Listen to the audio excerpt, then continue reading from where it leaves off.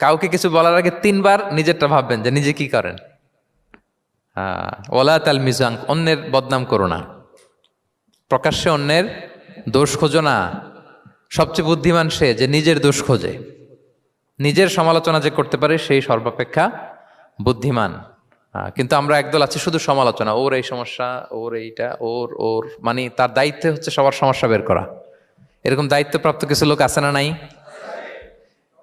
সবাই না, এগুলো থেকে আমাদের বেরিয়ে আসতে হবে। অন্যের দোষ খোঁজা বাদ দিতে হবে। দোষ খুঁজলে নিজের দোষ খুঁজতে হবে।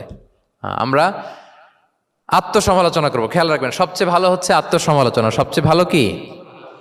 হ্যাঁ, তারপরে মোটামুটি ভালো হচ্ছে আলোচনা, আর সবচেয়ে খারাপ হচ্ছে সমালোচনা। কিন্তু আমরা সবচেয়ে করি বেশি কোনটা? এটা চেঞ্জ করতে হবে, আত্মসমালোচনা বাড়াইতে হবে।